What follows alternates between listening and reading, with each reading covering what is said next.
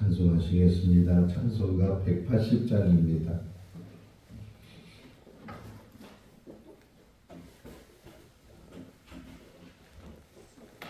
찬송가 180장.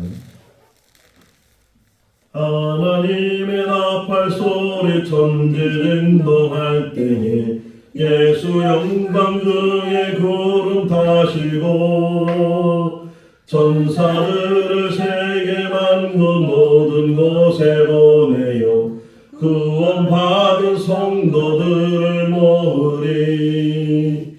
나팔 불 때 나의 이름 나팔 불 때 나의 이름 나팔 불 때 나의 이름 부를 때에 잠시 참여하겠네.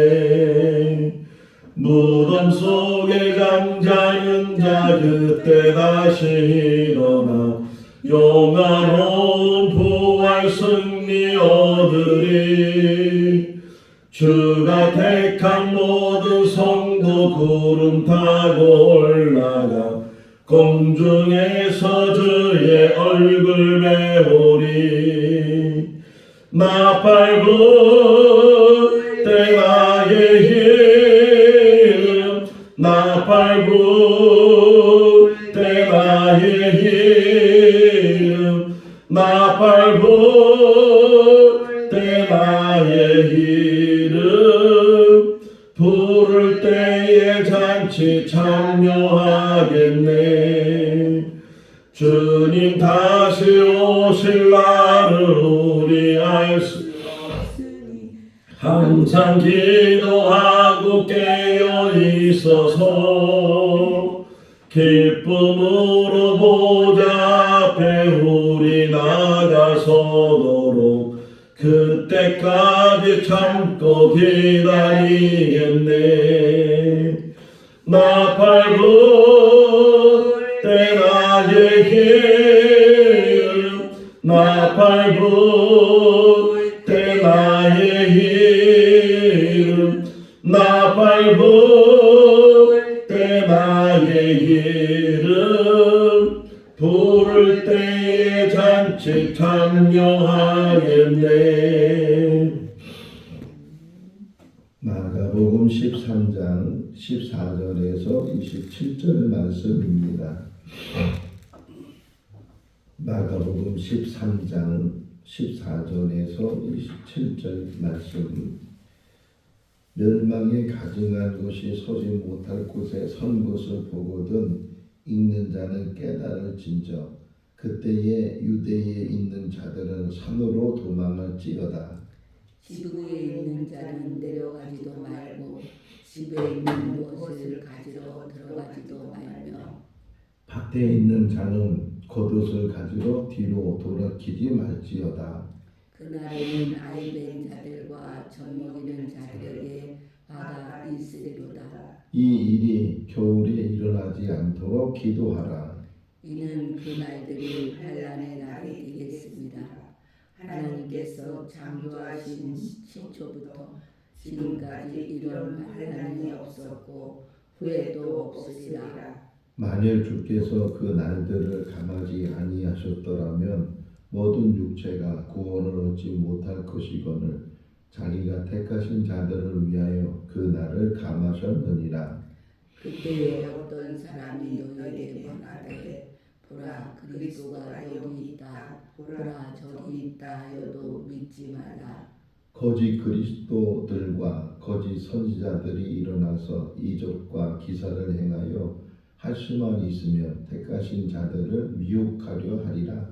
너희는 삼가라. 내가 모든 일을 너희에게 미리 말하였노라. 그때에 그 환난 후 해가 어두워지며 달이 빛을 내지 아니하며 별들이 하늘에서 떨어지며 하늘에 있는 권능들이 흔들리리라. 그때에 인자가 구름을 타고 큰 권능과 영광으로 오는 것을 사람들이 보리라.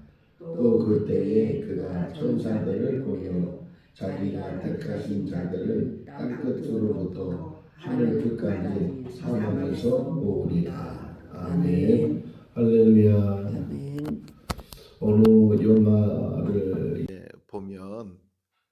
사람이 사는 나이를 정해서 그 나이가 되면은 잡아가는 거예요.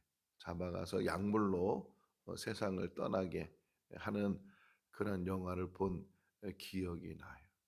그러니까 사람의 수명을 인간이 정해서 그래서 그 이상은 살지 못하도록 환경적인 문제와 또 식량적인 문제와 여러 가지 문제를 해결하는 방법 중에 하나를 사람의 삶의 연한을 인간이 정해놓는 그런 영화가 있었고 또 하나의 영화는 인간 몸에다가 시간을 집어넣어요.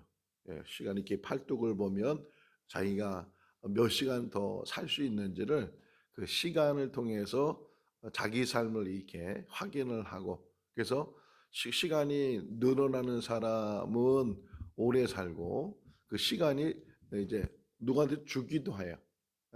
아들이 어머니한테 시간을 주기도 하고 또 어머니가 아들한테 시간을 주기도 하고 또 연인끼리도 시간을 주기도 하고 그러는데 어쨌든 그 시간이 자기 몸 안에 있어서 그 시간이 딱 끝나면 0이 되면은 그 사람이 세상을 떠나는 그런 뭐 영화들을 보면서 한편으로는 사람이 뭐 언젠가는 죽는데 사람에 의해서 정해지는 죽음을 맞이하는 혹 그런 경우도 있어요. 예를 들면 사형수, 우리나라에는 사형 집행을 하지 않고 있는데 뭐 중국이나 여러 나라에서는 사형수들을 집행하는 그런 제도를 가지고 있으면 어느 날 부르잖아요. 몇 번 나오라고. 그러면 나가 보면 사형장으로 이제 끌고 가서 그래서 그는 자기가 죽고 싶어서 죽는 것이 아니고 인간이 정한 법이나 이런 것을 위해서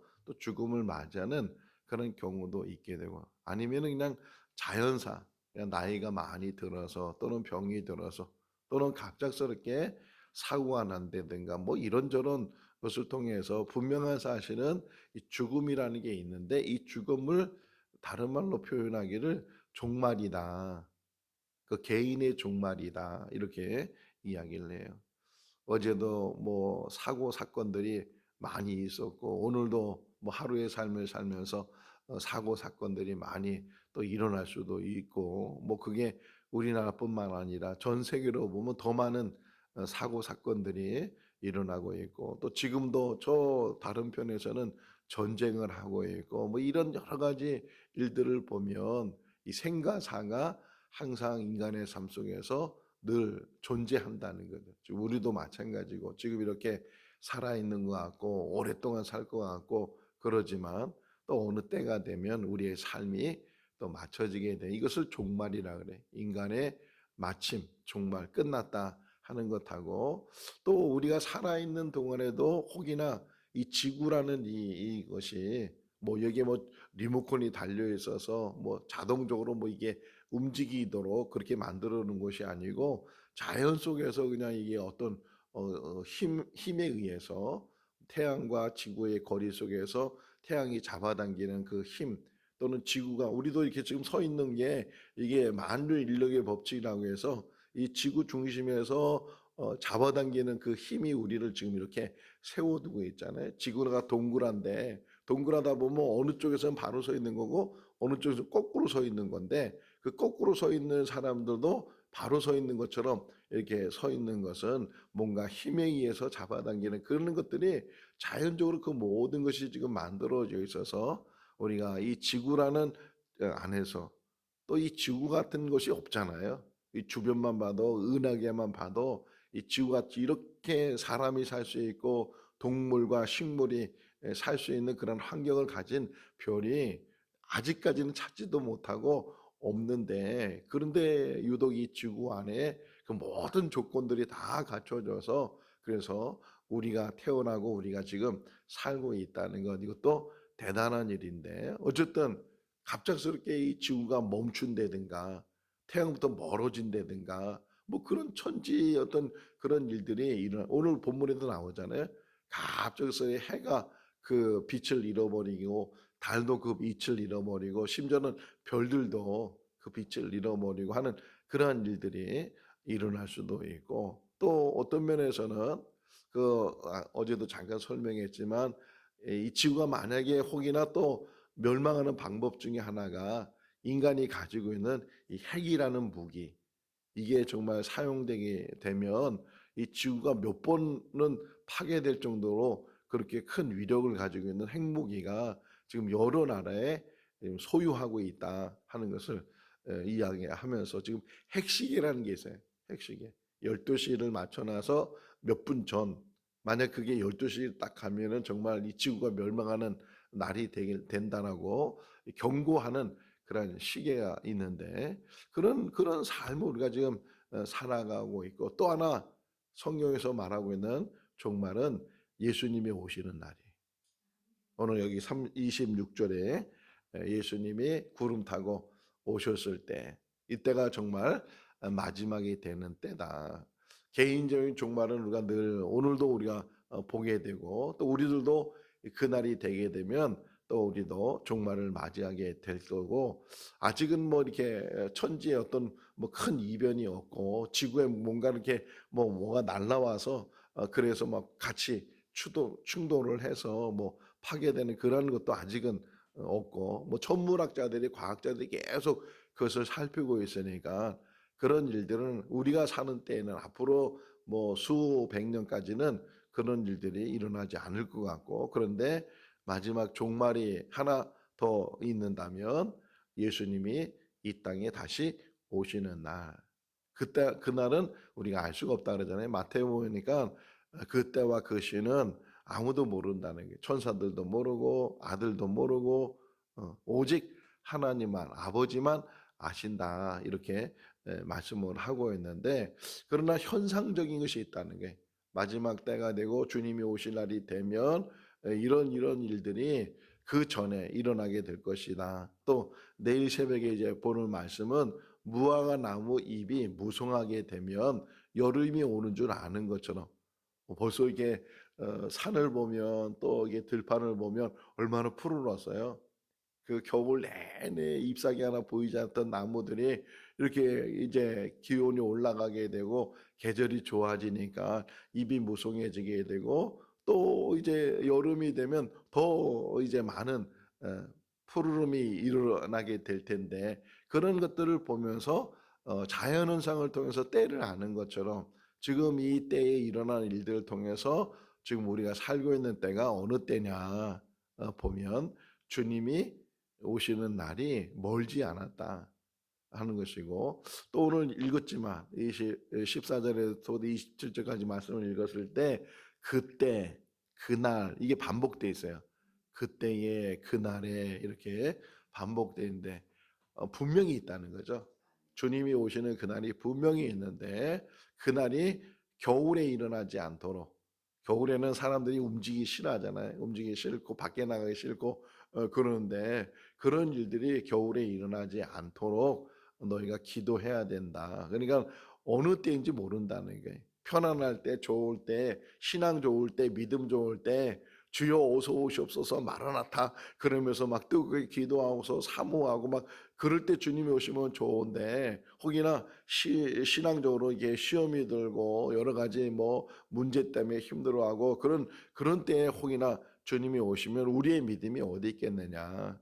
어제 우리 마지막 말씀이 끝까지 견디는 자는 구원을 받게 된다 그러는데, 앞으로 신앙생활하기가 더 힘들 수도 있다. 지금 계속 국회에서는 차별금지법이라는 그런 제도를 계속 안건을 올리고 있잖아요. 아직까지 그것이 완전히 통과되지 않고 대통령이 인준하지 않았는데, 이번에 누가 대통령이 될지 모르지만 혹이나 그 대통령 되는 사람이 그거를 인준하면, 그 법이라는 게요, 국회에서는 과반수만 되면 올라가는 거예요. 그리고 그 올라간 법을 대통령이 인준해 주면 그게 법으로 정해지는 거거든요. 말은 차별금지법이 얼마나 좋은 말이에요.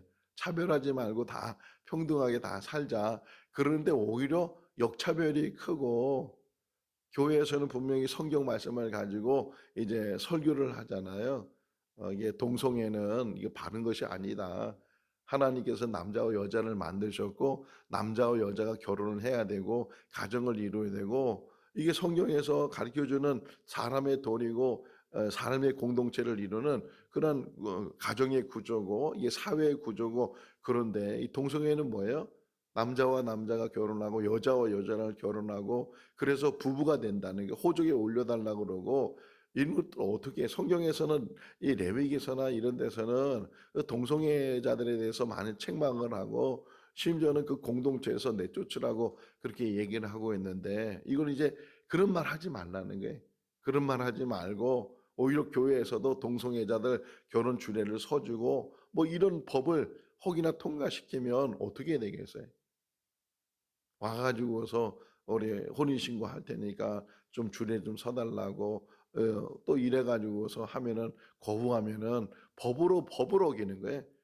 법으로 어겨서 형사법 어기고 민사법을 어기고 그래가지고 소송을 당하고 이런 일들이 앞으로 교회에 일어나지 말라는 그 외에도 여러 가지 이 참 법이라는 게 어떤 면에서는 보호를 위해서 나라를 잘 세우는데 필요한 그런 법들을 세우지만 그것이 혹이나 악법이 되거나 잘못된 법에 대하면 오히려 의로운 것이 악한 것으로 변하고 악한 것이 의로운 것처럼 변해지는 여기도 오늘 나오잖아요. 거짓 그리스도, 거짓 선지자들, 이 거짓이 난무하게 되고 거짓이 세상을 정의처럼 보여지면서 이끌어가게 될 때 그 사회 그 공동체가 어떻게 되겠느냐. 그때가 어느 때냐. 마지막 때에 많은 일들이 그렇게 일어나게 되고 어제도 우리 나온 말씀이 미혹이라는 것. 거짓 사람들이 나타나서 사람들을 오늘도 똑같이 나와요. 계속 예수님 말씀하시를 반복적으로 강조하는 게 거짓이 계속 나와서 참을 죽이게 되고 진실을 가리게 되고 정직을 다 가려지게 돼서 뻔히 하는 거짓말인데도 그것이 거짓말이 아닌 것처럼 포장을 하고 가장을 하고 변장을 하고 그래가지고서 사람들을 미혹시키고 유혹하고 이런 일들이 종교 안에서도 또 정치 안에서도 사회 안에서도 여러 분야에서도 많이 일어나는 그런 때가 되는데 그런 때가 가까울수록 지금 주님이 오실 때가 가까워졌다 하는 것을 잘 기억을 하고 그러니까 지혜가 뭐예요? 솔로몬이 하나님 앞에 지혜를 구했잖아요. 일천번째 제사를 드리고 내가 너에게 무엇하여 줄고 이렇게 하나님의 말씀하셨을 때 저희 지혜를 달라고. 그 지혜가 뭐냐면 분별력이었다는 말이에요. 선과 악을 분별할 수 있는 그러한 마음을 그러한 지혜를 하나님 주십시오. 이렇게 해서 하나님께서 참 기뻐하셨다. 이렇게 말씀하고 있는데 정말 이 시대에 가장 필요한 것 중에 하나가 뭐냐면 분별력이에요. 참과 거짓을 분별할 수 있고 하나님과 하나님이 아닌 것들을 분별할 수 있어야 된다. 막 섞여져 버리잖아요. 교회 안에서도 막 이 섞여져 버리고 이래가지고서 뭐가 정말 참인지 뭐가 진리인지 이런 것들을 혼탁스러운 그런 사회 속에서 우리가 지금 살아가고 있는데 그럴수록 더 말씀 안에 들어가야 되고 그래서 더 하나님 앞에 머리 숙여야 되고 정말 하나님께 그 모든 것들을 이제 의지하고 또 바로 하나님이 하셔야 돼.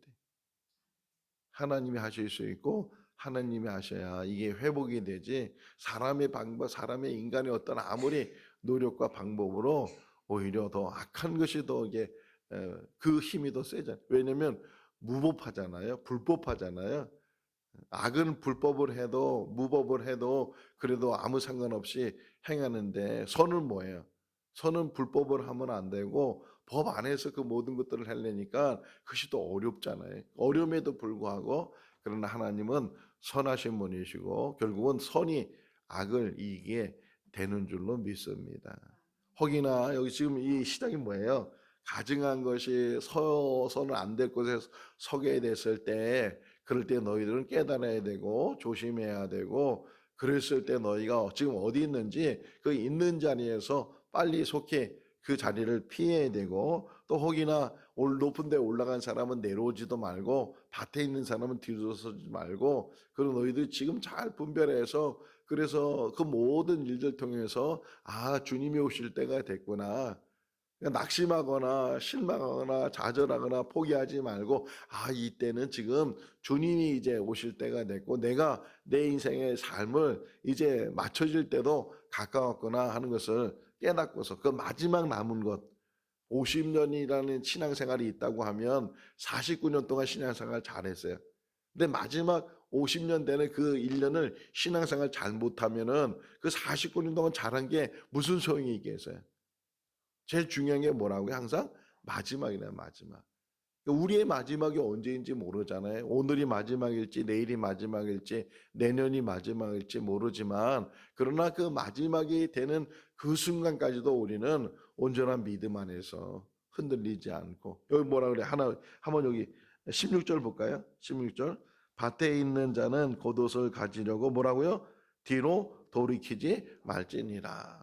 소돔과 고모라 성이 막 유황불에 멸망당하고 있을 때 천사들이 롯과 롯의 아내 그리고 롯의 두 딸을 데리고 막 밖으로 나갔는데 누가 뒤돌아봤어요?